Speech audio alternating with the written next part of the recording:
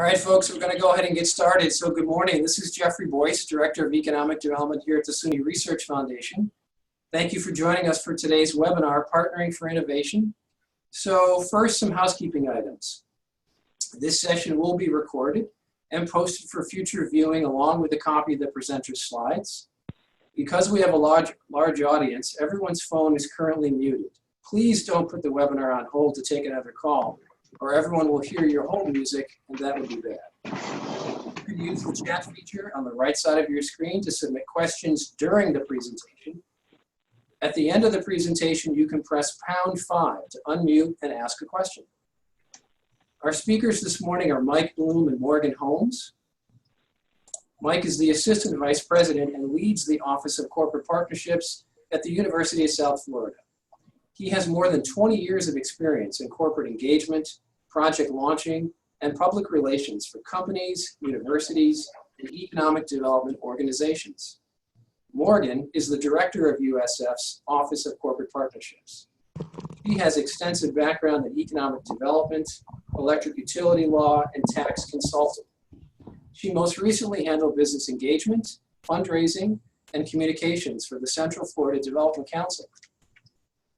Both Mike and Morgan hold advanced degrees and possess rich backgrounds that make them well suited for the important roles they play at USF. Mike and Morgan will co-present the materials this morning, and then we'll conclude the session with dedicated time for Q&A. So with that, let's get started. Mike and Morgan, over to you. Great. Welcome, everyone. I want to thank Jeff for inviting Morgan and I to present today. It's a wonderful opportunity, and Jeff and I have actually speak quite regularly and share best practices and what the SUNY system is doing and what we're doing down here in South Florida.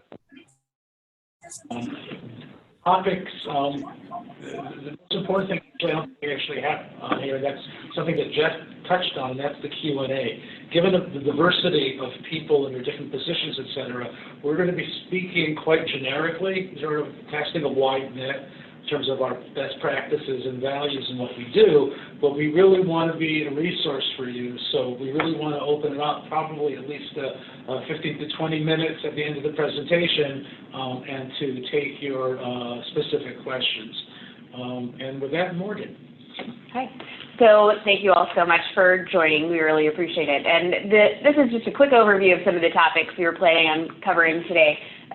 Kind of what prompted the creation of the office, how was it launched, what were the mechanics of kind of getting it off the ground, what are we currently doing, what are some of the challenges that we encountered during the ramp-up process, and what did we kind of identify to overcome those challenges to the extent we possibly could, and then some of the lessons learned that we've experienced after kind of working on this office for the past almost 2 years as of August 1st, and then some of our goals for next steps, and then, as Mike mentioned, listening to your questions, hearing your feedback, and kind of talking through what we found that might be able to replicate, and also learning from you and kind of your experiences and kind of understanding how we can incorporate that and continue to grow and build this effort, because it's definitely something that evolves, I think, as you continue to learn more about what the university's needs are and the business community's needs. So it really needs to be a constantly evolving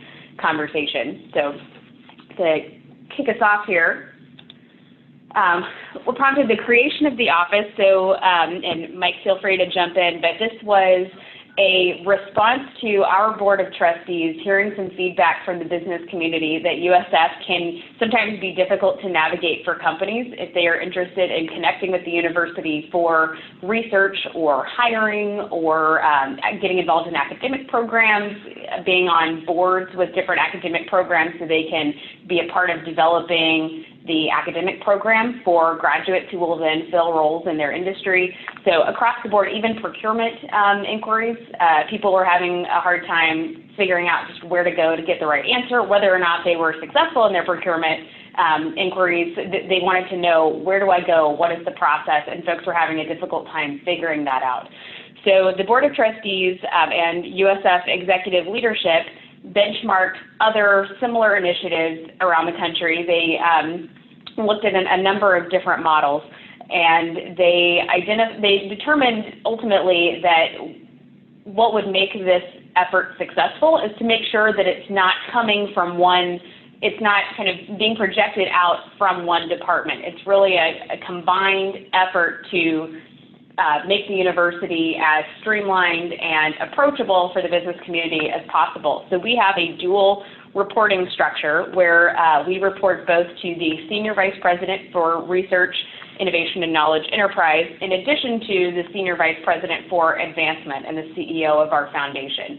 And that was done specifically to send a message that this is an office that works with every department across the university to understand kind of what USF's resources are and how we can support the business community, and then we can also listen to companies and hear their interests and connect them with any department. We don't have a, we're able to kind of navigate just across all three of our campuses and within any department under that, yeah. And speaking of our three campuses, just to give you a little bit of background or context in USF, and by the way, I always like to say that one of the things I love about USF is that so many people do corporate engagement, whether it's individual faculty members, deans, department chairs, career services, all these different units people are doing corporate engagement. The thing I hate about USF is that everybody's doing corporate engagement because what happens is everybody has their relationships, which many times can be treated in a very proprietary way. It's uncoordinated, so that you may have one college that's approaching a company for a large multi-million-dollar ask to start a program, and then somebody from another college unit will come in and ask them to buy a table, and very uncoordinated. So that was sort of the context.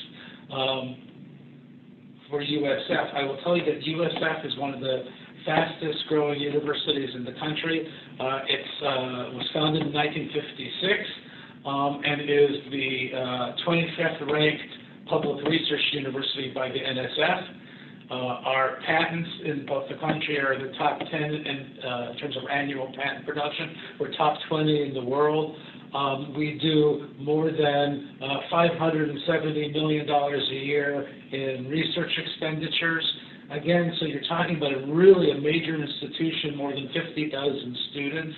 And we do a lot, and we do a lot with industry. We have a lot of resources, but again, whether you're a large corporation or a startup, how do you best connect with the system?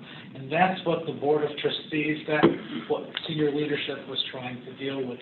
So again, as Morgan said, looking at different models, NC State, for example, or the Business Engagement Center at the University of Michigan, sort of fed into the creation of this office. And once it was created, it was up to Morgan and myself and our team to really put together how to get it going and how to ramp up. Yeah.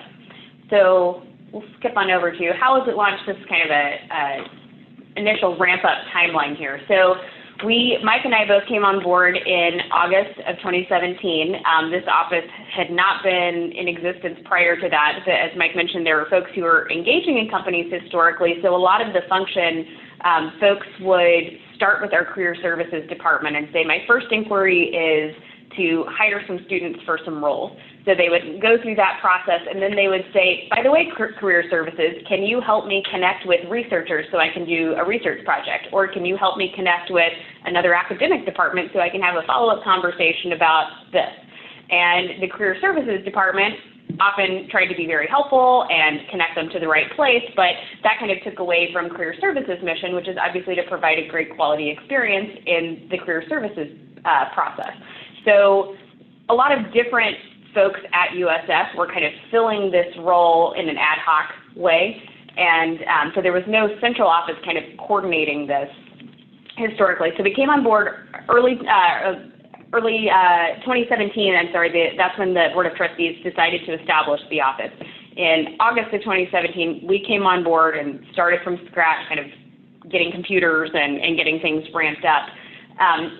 So during the fall of 2017, we set up the initial infrastructure and we did a listening tour of our internal departments to make sure that we understood what USF had to sell and what resources were potentially of value to the business community before we went out and started kind of pitching USF opportunities in the business community. And let me emphasize this again, the L word that Morgan used, which is about listening. Again, as an all-important value, both internally within the university and externally in the community in general and dealing with industry, it's all about listening, which is why it sort of feels weird for Morgan and I to be doing a lot of the talking initially, because when we do meetings, we just do so much listening. And it's sort of imperative to have the attitude and to live this and to behave and to act in there, that you're proactively asking questions and soliciting ideas. Jeff, thank you for the introduction. I've been in this business for more than 20 years, but the older I get and the longer I'm in the business, the more, again, I have to realize I must listen, and the specificity, the uniqueness of what goes on at USF is so important. And I know across SUNY, I say like SUNY as if it's one institution. That's what, 63, 64 different institutions. And your institutions, whether you're at Farmingdale State College or Stony Brook or Albany or wherever, each has its unique aspects to it, sort of tribal knowledge that you really need to understand in a very deep way. But the same lesson or value of the importance of listening and soliciting ideas is extremely important within your institutions. So that was sort of key, that listening tour. Sometimes I know when new presidents or leadership come into an organization, they go on a listening tour, et cetera. We're on a constant listening tour, but it was especially important in how to set up the office. We're given a mission from the Board of Trustees, to engage more companies and to streamline processes, et cetera. But how do you actually go about doing it? And how do you go about doing it in a particular specific place, which is USF, not only USF, but USF Tampa, as well as USF, we have campuses in Sarasota, Manatee, as well as St. Petersburg. So how do you negotiate that? Do that by listening as a start. Yep. So once we kind of did an initial tour and understood some key contacts, one of the first things we realized is that we started off with an extremely small staff, and as we have a university of over 50,000 students and a significant number of faculty and staff, and we are not physically going to be able to manage the entire process of handling each inquiry that comes in to its conclusion. So what we needed to do very quickly is identify kind of key support folks across the university, so we had a good network in place to manage these relationships. So we identified, in a lot of cases, for example, the associate deans for research will have a meeting and get together regularly to talk about things. The folks who handle internships in individual departments, they may periodically meet together.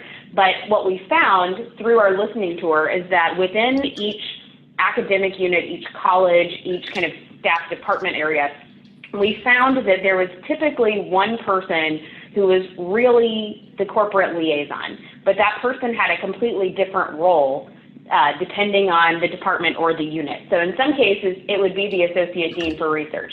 In some cases, it was the internship person. In some cases, a college had a specific person identified as their innovation and corporate engagement person. So we learned to identify those specific people who were really primarily handling the relationships for that unit within that department, and we pulled all of those people together regardless of their title, and we meet with them on a regular basis. And those are who we know we can send a company to. So for example, if a company comes to us and says, I'm interested in the College of Business and the College of Engineering, we don't necessarily manage the entire process of that. We guide it to the extent we need to, but we know that we have a point person in the College of Engineering and a point person in the College of Business, and we can directly send those inquiries to that person so they can be handled kind of from there. So that was an initial infrastructure item we put together quickly. It's a key one, and I would say second to listening is an important value is in terms of what we do. It's the importance of making our partners be successful and not worrying about ourselves or if we get any credit. So we have, again, like 30-some people in our we call it our internal advisory board. It's our group of partners. Each of them have their jobs, their responsibility. They're not paid by us, through us. They don't access funds through us. So, we're only as successful as they are. And so if we're making it easier for them by, again, sharing information or for example, in our innovative education, sort of continuing education, working with industry, we actually worked with them to help them brand themselves and and market themselves to companies because for us it was a simple fix because they were using terms that universities understand, but businesses don't. So how do you speak in the language of business? And just by sharing them again, and then this is also key. We're not just sitting back, right, and waiting for inquiries. We're proactively going out and seeking partnerships. But when we seek a partnership, it's not our deal, so to speak. We're sending things to our partners in the colleges and the units. It's for them to be successful. It's for them to have more industry-sponsored research contracts or philanthropy, et cetera. So it's not our deal. It's not our success. It's their success. It's their deals. And it's, again, a different way of looking at it. But, again, when we started out initially with the two of us, and yet a very large mission, how do you actually, in a quick amount of time, ramp up? And so, our entrepreneurial spirit, creativity is all about making our partners look good. And again, initially, it's not only the partners that we want from the corporate community, it's making our internal university partners succeed and work with them and listen to them and convene and bring them together. And so that is, again, so listening would be number one. I'm a former recovering or retired faculty member, not from USF, but from other universities. So to repeat, I think the lesson number one is listening, but the second piece is about making your internal partners succeed and not worrying about who gets credit. Yep, that was key. And we'll kind of continue zipping through our initial ramp-up timeline here. So we did the initial listening tour. We kind of identified who our internal partners were. In December of 2017, we launched a public inbox for inquiries. And we'll go into this in a little bit more detail later, but the importance of that was to have a central place on the website. When we know that we get a lot of inquiries just from folks calling the university and kind of reaching out on their own to different departments or folks they already knew across campus. But we have a lot of people who are just coming to the front page of the website, and that is where they start to look for a connection to USF. So we looked at the homepage and we realized if you didn't fit into a specific box, it was tough to figure out where to go for a company. So we added a new line at the bottom, a new link at the bottom of the homepage for USF that said Partner with USF. And it goes directly to our website, which then gives some resources and our contact information so we can quickly field those requests. And we launched that in December of 2017. We got a little bit of spam, I think, initially while that was getting ramped up. But now we've gotten some of our key partnerships from large companies coming through that inbox, which is really interesting. So it's been exciting to kind of see that grow, and that was a really important kind of initial launch piece. In January 2018, we then started, once we had a better handle on kind of our internal resources and what USF had to offer, we then looked externally, and we started meeting with our external partners, particularly focusing initially on our economic development partners and our chambers of commerce, because we know, Mike and I have both worked in economic development previously, and we know that those two organizations get a lot of inquiries from companies about the talent pool in the local community. So you'll have a company coming from another state who's interested in potentially relocating their business to the area, and they will call the economic development partner and say, I'm interested in moving my manufacturing business to the area, and I would need talent in these several areas of engineering. Can you let me know what availability there is, what the talent availability is in Tampa for those specific areas? And historically, the EDC was calling sometimes our career services department, sometimes the foundation. They were calling different people around campus to try to field those inquiries. And we met with the EDCs, we let them know what our office was set up to do, and offered to be a resource to help them navigate those conversations when these new companies come in. And that's turned out to be a very successful partnership because they see a lot of these companies when they first come to the area, when they're really interested in kind of understanding the educational talent landscape in the community, so we're able to provide a really positive experience for them right off the bat. And then that company knows for the rest of the time they're in Tampa that USF is a proactive resource to help them with their business. So we've found a lot of great success from that relationship as well. So that was kind of how we first let people know, and then we also let our economic development partners kind of help us spread the word. So if any local companies come to them and say, how do I connect with USF for X, the EDCs can say, reach out to Mike and Morgan and they can help you navigate this system. And then from spring 2018 to the present, we've been just continuing to kind of develop our operations, understanding how to best handle inquiries as efficiently as possible, kind of setting up internal management systems as the volume of inquiries has increased. So jumping on over to some of the keys to kind of success setting this up. And we talked about our website, so we'll bring that up here so we can take a quick look. So this is our USF website, and we'll go through, I'm so sorry, let's see here.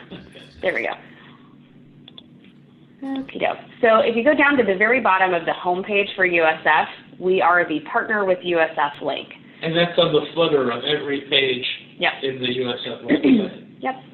And then, so it takes you to our website, become a corporate partner with USF.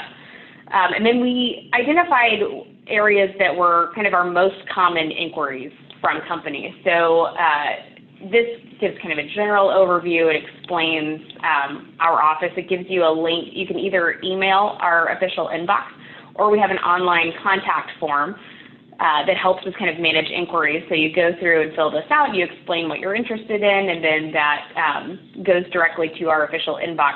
But below we have our actual contact information, because we know a lot of times folks don't necessarily like filling out an online form. They want to talk to an actual person, so we have our contact information down below. But and we looked, in terms of these categories, asking companies, we also set up an external advisory board with people from EPCs, people from startup companies to large multinational corporations, getting their input. When they want something from USF, what do they mostly want?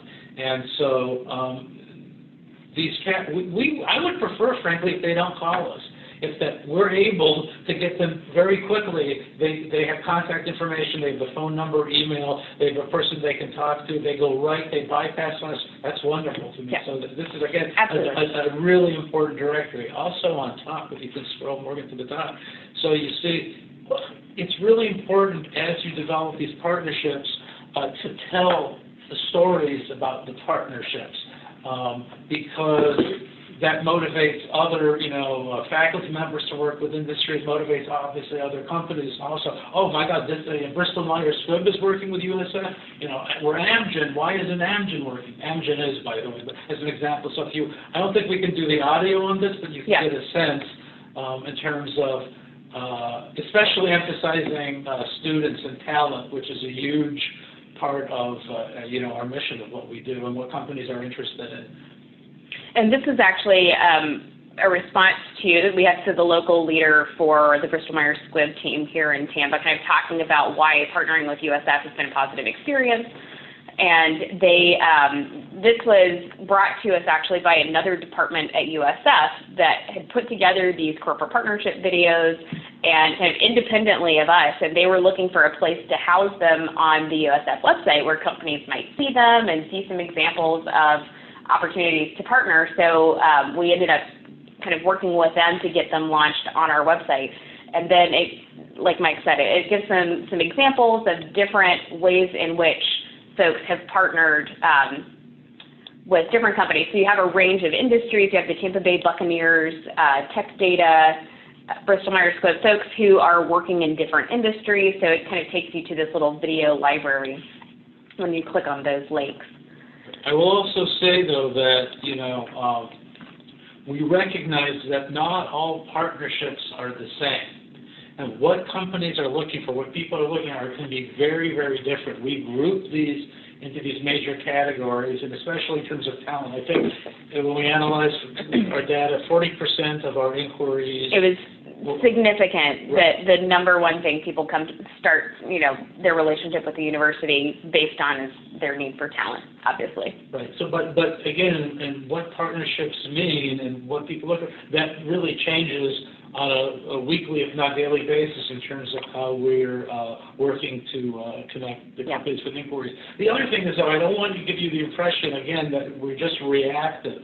I mean, this is a portal. We are a one-stop shop in a way, but we are actively out there, and we are active in the community. We're out there in events. So, and as we've built up our team is out in the community.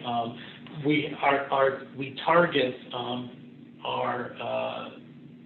our partnerships, we're strategically, and we'll get into this in a moment, match our strategic research areas to companies that are not only in the region or the state, but nationally and internationally. So this is the sort of reactive portal. Welcome to USF. Would you like to partner with us? But we're actively looking to match the strategic research areas with the right companies all the time. And we're out in the community a lot at major events. Yeah. So just quickly kind of wrapping up the website here. So this is an opportunity for folks if they're interested in kind of sponsorship opportunities, connecting with departments to build their brand on campus. This is our Innovate with USF is where folks can go from a research perspective. These are kind of key contacts for research-related inquiries they can visit. Recruiting at USF, this is a direct link to the Career Services website, a direct web or a direct email they can contact. This is corporate training and professional education, our innovative education department that Mike talked about earlier.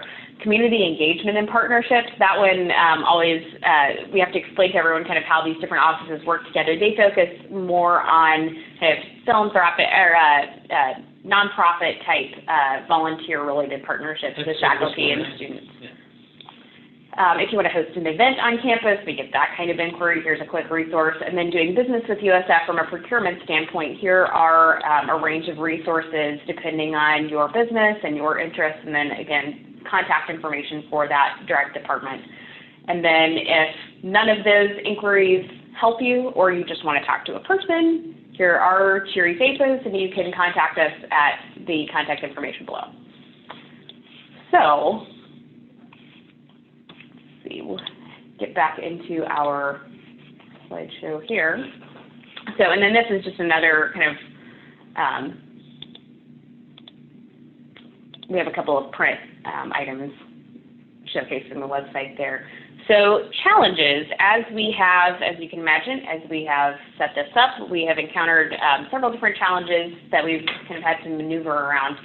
I think one of the biggest challenges that we've really worked through is building trust with both internal and external partners. And we needed to start internally and then kind of build out to our external partners. But when we first launched, as Mike mentioned, we understand the importance of not kind of claiming credit for these different partnerships and the fact that it's very important for folks to realize that our goal is to make USF successful and to make our individual departments successful, as opposed to corporate partnerships coming in and claiming credit for making these great partnership opportunities happen. And I think we had to, do some trust building with our internal departments who are kind of wondering, are you going to come in and kind of take over my relationships with folks? Are you going to come in and tell me I can't talk to people because I'm not following your processes. So those were some of the inquiries we initially, or some of the questions we initially heard from our internal partners. And we came up with several different ways to kind of work through that. The first was, as Mike mentioned, the listening tour, just listening to what our partners' challenges were in their interactions with companies. And through that, we found that in a lot of cases, their challenges mirrored the challenges of our external partners in terms of difficulty communicating with each other. In a lot of cases, our faculty members and our business partners kind of speak a different language, and translating between that could be a challenge. They also, on both sides, let us know that they were having difficulty with processes. Sometimes nobody would, be project managing the process kind of across the board, so something would get lost in legal, or it would get lost kind of in the administration somewhere, and folks wouldn't know how to get the conversation jump-started again. So as an example of that, when we came in, we asked the basic question, because one of our important metrics, and everything we do is track and quantify to show our return on investment for this office, but one of our most important metrics, and this is from the Board of Governors for the State University System of Florida, that applies to everyone, and that is an emphasis on increasing the number of industry-sponsored, of companies doing industry-sponsored research contracts. In other words, if Wile E. Coyote's Acme Corporation has 10 industry-sponsored research contracts with USF, we can only count it as one, even if they have 10, because the idea is to increase the number of different companies that you're doing sponsored research contracts. For this particular metric. For this particular metric. So I asked, how long and how many steps are involved in actually executing an industry-sponsored research contract? And what we found out, kind of working with the Associate Deans for Research, is that there were 17 different steps. That's 17. At any one, obviously, of these steps, it can be held up, right? And if you can't do this in a speedy way, you can lose the contract, you can lose the corporate relationship. So we worked very closely to streamline the process so that instead of 17 steps, there are 7.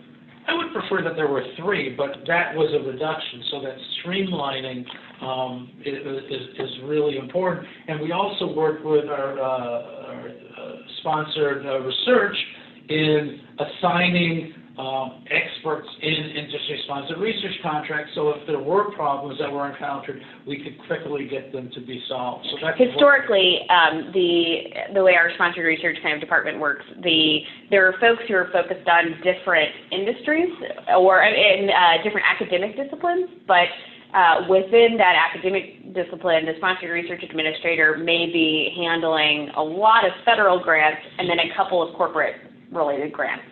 So Mike was talking about identifying one person who worked across disciplines on industry-sponsored contracts specifically, so you're having consistent kind of outcomes in the contract administration process, which has been really helpful. So kind of along with the building trust, and I think when our internal partners could see that we are looking for opportunities to make them more successful by streamlining processes, by helping them navigate these conversations with companies so they weren't stuck sending 55 emails trying to find out where something is. We were able to take some of that on for them. So when they understood that we could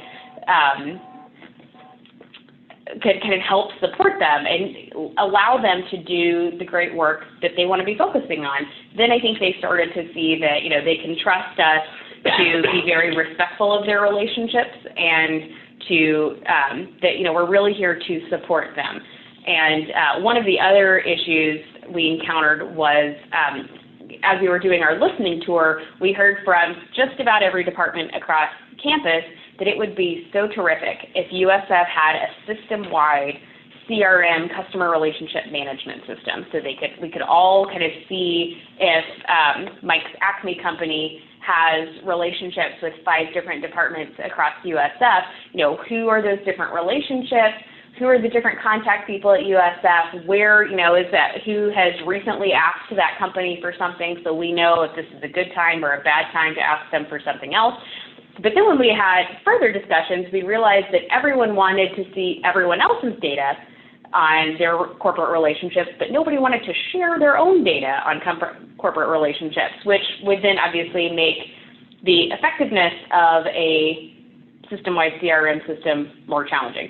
And we have, different systems set up for example, our philanthropic department has systems set up to kind of keep track of their philanthropic activities, but that system doesn't necessarily include information on that company's hiring interests and their career services activity.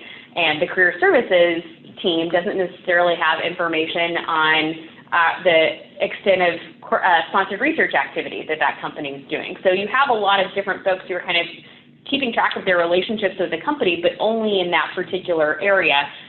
So we found that a more effective way to kind of approach that, and a way we could kind of get around that and still accomplish the goal of not stepping over each other, was we developed an internal spreadsheet where we basically have a lot of companies listed on one side, and then we have individual departments and units listed across the top at USF. And when somebody calls us and says, I'm really interested in talking to Acme Company to ask them for a sponsorship for an upcoming event, can you let me know if there's anything I need to be aware of before I approach that company? We can go through our check marks and say, without kind of divulging the extent of the relationship with those individual internal departments, we can say, before you reach out to that company, you need to check with the College of Business, you need to check with the foundation. They may have had some conversation with that company, and you need to check with the Career Services Department because they just asked them to sponsor their big career fair, or whatever it is for that company. We can tell the department at USF, these are the folks you need to check with to make sure everything's okay before you then approach that company, just to make sure we're all coordinated and on the same page. And that has tended to be pretty successful in terms of maintaining the confidentiality of folks' individual relationships, but also providing some mechanism for us to work with each other in a coordinated way. So we are seeing that we are zooming through our timeline here. So I'll kind of very quickly jump through. So some best practices developed. Those intense faculty collaborations, we always offer to be a resource for our faculty members too. A very quick story. We had a faculty member come to us and tell us about some research he was doing in a really, really obscure area that, we didn't initially know of any companies who would be interested in that area, but we said, we really appreciate you coming to talk to us about it, and now we can keep it in mind if we ever encounter a company who's interested. The next week, we went to an external event, and that I met a company that said, USF, do you have any research in, and it was this exact very specific area that the same faculty member had talked about the week before, so we were able to make that connection. They were able to work on a sponsored research agreement. So you just never know, and it's great to have that awareness of what our faculty are doing so we can then match that with external activities that we hear about in the community. Streamlining our internal processes, tracking corporate relationships across the system, and then matching those strategic research areas with industry needs. And I want to be very clear here and build on something that Morgan was just saying in terms of being responsive to faculty. When we talk about strategic research areas, we have a research strategic plan. Over 500 people across the system participated in that. Additionally, we are very responsive to faculty. So when we have an idea for a corporate event or a forum, it comes from faculty, and we work with faculty. We have a very successful corporate forum this February on aging and technology, and that happened because faculty were approaching us from multiple disciplines, multiple colleges and departments, and the common through line was about aging and technology. So we worked with faculty to create this aging and technology forum where we had companies from around the world come and speak and meet our faculty and present. when you do corporate engagement, when you do corporate partnerships, you have to start from somewhere, and somewhere usually isn't give us money. If you start with give us money, you're probably not going to be successful. However, if you invite potential corporate partners to come and to listen and to meet your faculty and share their expertise, you find ways to develop a relationship that are mutually beneficial. So again, matching strategic research areas with industry needs. This is something we do with faculty, not to faculty. So how's it going? Going pretty well, I think. The increase, yes, we're still employed 2 years later. So increased industry-sponsored research activity each year. That's been one of our goals. We've increased faculty collaboration in interdisciplinary research areas that are relevant to our industry partners. So we've kind of helped make those connections and also showcase the fact that we have some of these research expertise areas at USF, because a lot of folks in our business community had no idea that this was something the university offered.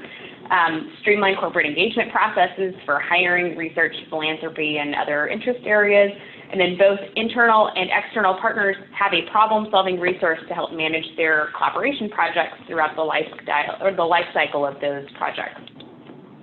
So our goals for next steps are just to kind of continue being, I think, particularly analytical. Now that we have a couple of years under our belt of kind of managing these relationships, we can now kind of look even more critically at where the gaps are. So, we're getting a good amount of company inquiries kind of coming in, but we need to provide additional support for them once they get here in these certain areas. So that's where we're really looking next, I think, to try to just take it to the next level strategically. And we are happy to take questions. You're also afterwards very, very welcome to reach out to us if you have any additional questions. But we are happy to take questions and have a conversation. All right, Mike and Morgan, thank you. That was awesome. Thank you for some great information. So folks, now this is really your chance to sort of digest what you've heard and ask Mike and Morgan questions, share your thoughts. So again, you can use the chat feature within the Zoom meeting. You can type your questions in, or even better yet, to open up the audio line, press *6, and that'll enable you to ask the question using audio through the telephone or the computer. So with that, who's got a burning question? Who wants to go first? Go ahead.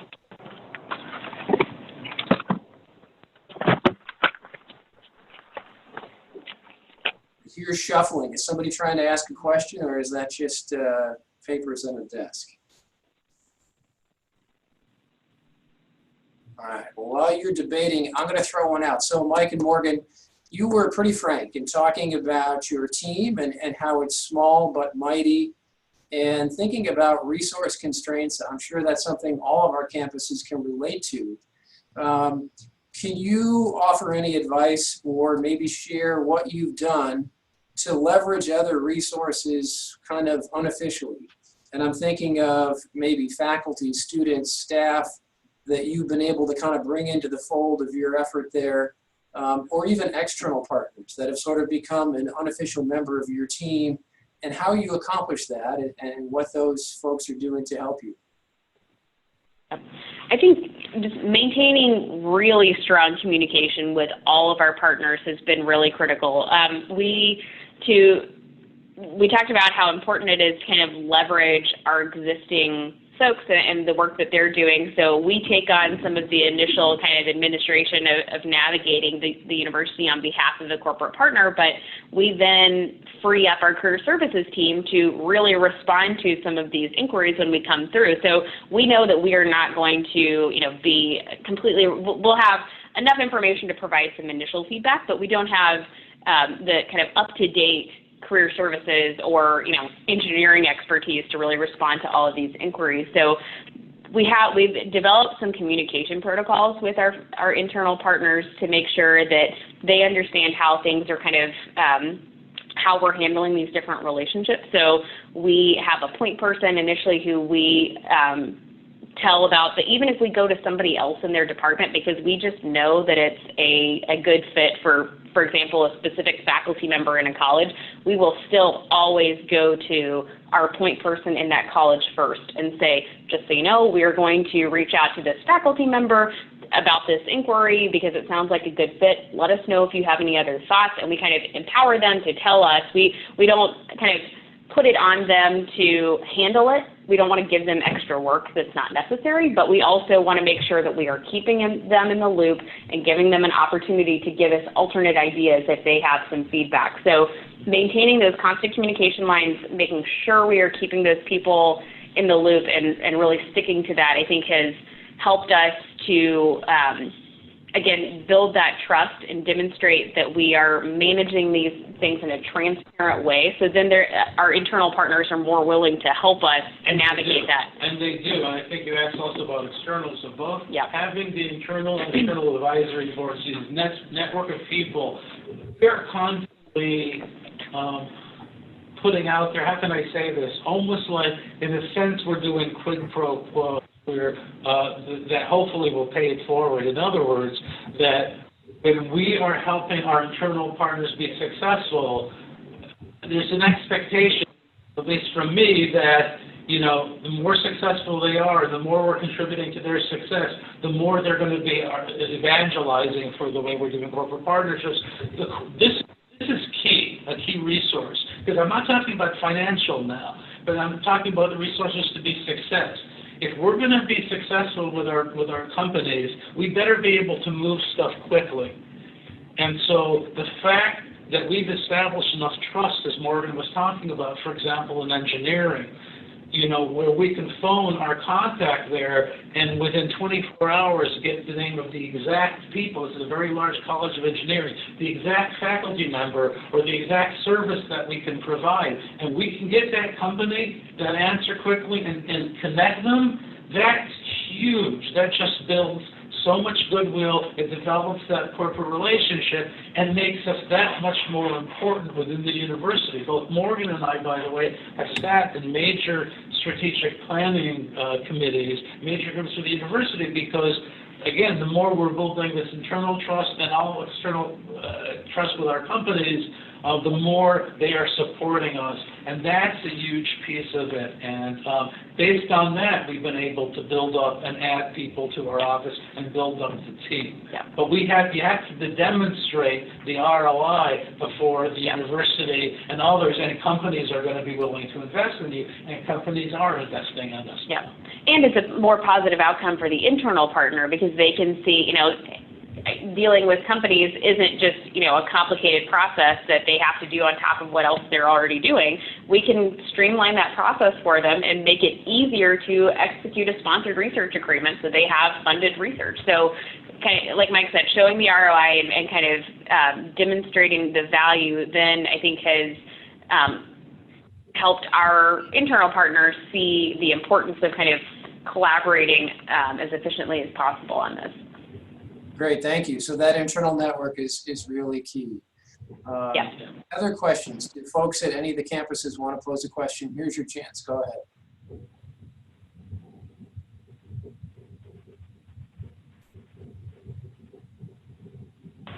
Hi, I don't know if you can hear us. Yes, we can. Can you give us some examples of interactions between companies and various researchers? Yes.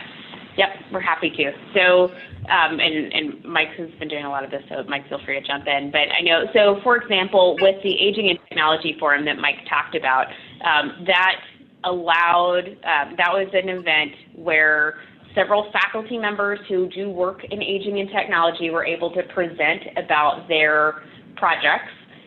They were on panels with companies, with corporate representatives who work in that industry and are doing their own projects in that field.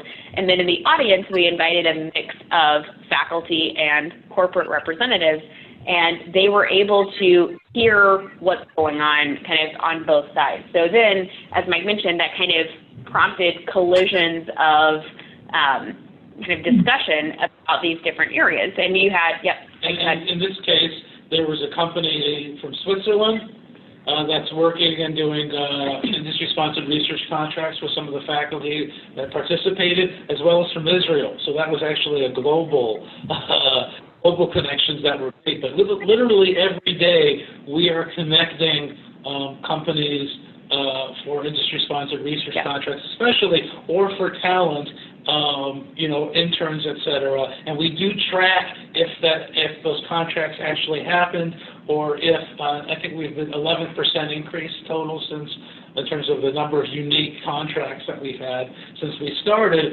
We track, interns, et cetera. We track all of these to actually see, based on our facilitation, this is what we were able to do. So it's really, I don't want to give you exact names, but I will tell you it can be a startup company all the way to we're working on a multinational corporation, major multifaceted deal that we're working on now. And the reason I bring that up is you have the same issues of the companies not necessarily understanding academic culture, and we are basically translators. We are walking between cultures. We can speak both of the languages, and we have to do it whether it's a startup or a major company. I will tell you another mark of our success, I think, in a short amount of time is that we are looking at integrating what we are doing with our tech incubators. By tech incubators in a research park, we have 75 companies, half of which are USF staff, and half are community companies, mostly in tech areas and life sciences, et cetera. But we are now working to integrate what we're doing with them. So we are helping in terms of innovation, we are helping our startups and our community companies within USF and to connect them with resources, et cetera. So in answer to your question, again, the examples are on a weekly basis of ways that we're able to facilitate contracts, interns, et cetera, and research. And there's, in terms of how those opportunities come to us, it's kind of through several different channels. So one is, for example, this Aging and Technology event where we proactively brought folks together in this area to have those conversations and let that sponsored research discussion naturally develop.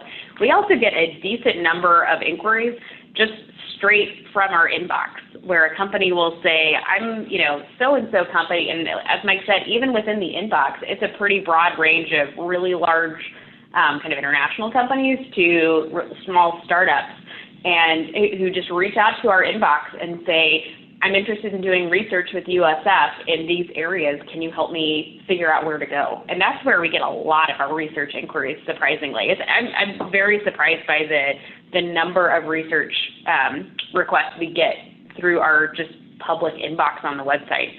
And then in addition to that, we'll work kind of from the faculty outward. So we have a lot of faculty. We'll do a presentation to department chairs or other folks around campus, kind of explain to faculty the services that we can offer. We call it the Faculty Roadshow. Yes. And then faculty follow up with us after those meetings and say, can you take 30 minutes for me to tell you about my research? And let me know if you know of any companies who may be interested. And then we'll sit down, listen to what they are looking for, and then we'll either kind of say, depending on the interest of the faculty member, we'll either say, thank you so much for letting us know. We'll keep that in mind as companies reach out. Or if it's a more immediate need, we will proactively reach out to a company on their behalf and say, we have a faculty member doing research in this area. It sounds really relevant to what you're doing. Would you be interested in having a conversation to, see if there are areas of potential alignment between the two of you? And we've had some good success approaching questions that way. So they kind of come to us through different channels and at a range of complexity. Thank you. Eva, do you have a follow-on, or does that address your question? Well, I just thought maybe they can give us some concrete examples of,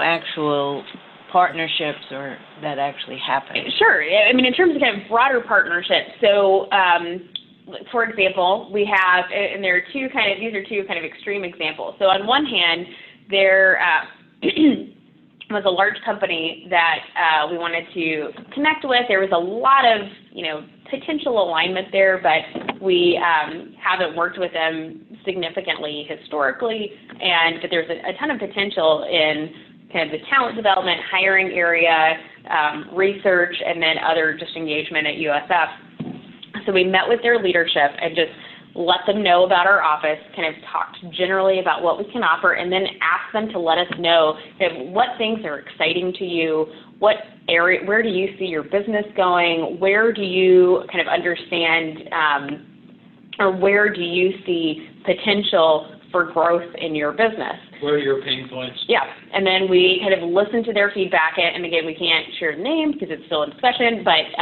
we listened to their feedback, and then we coordinated internally, and we set up over the series, and this is one that has gone on for, a number of months, and we've set up kind of follow-up conversations with a number of different departments with appropriate contact people at that company so they can have individual conversations, but we're coordinating all of it kind of at a macro level to just make sure everything is moving along. We're working on sponsored research conversations with individual faculty members and different employees at their company, and then we're working on a lot of different projects kind of with different staff people at the company in addition to the research department. And to be specific, this potentially is a multi-million-dollar deal. However, it started out with talking, with that listening again. So we're not going in there and selling a partnership.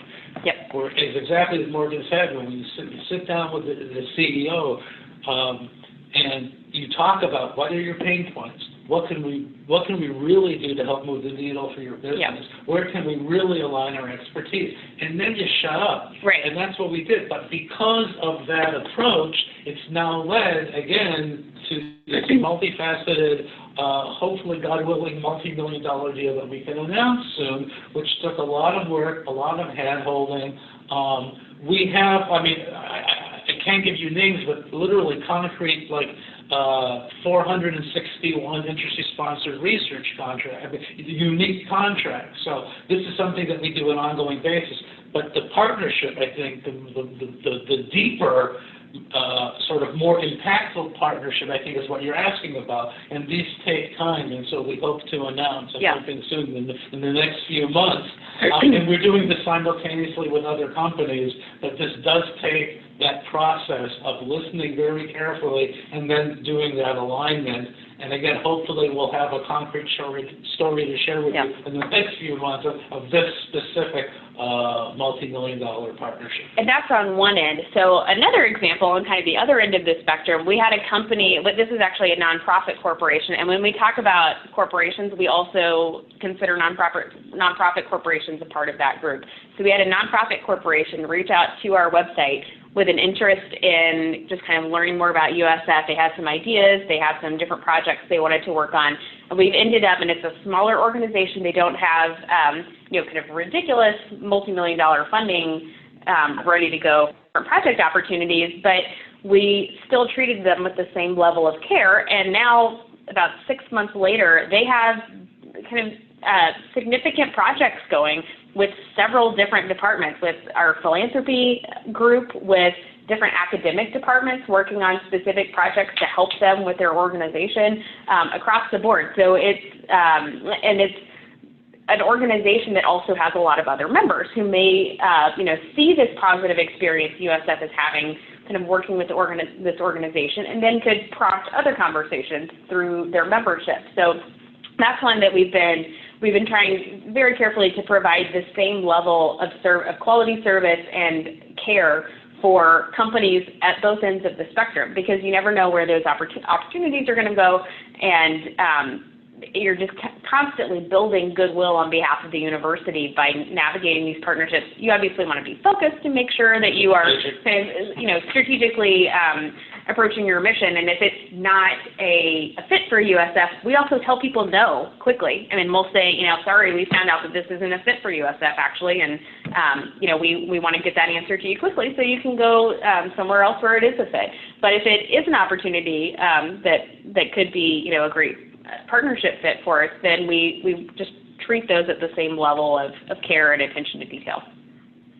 Wonderful. All right. So Mike and Morgan, I think, we're going to have to be respectful of everyone's time and leave it there. I want to just conclude today by thanking you very much for your generosity, for your time today with us and the folks across the SUNY system, sharing information, sharing your candid feedback about what you've accomplished.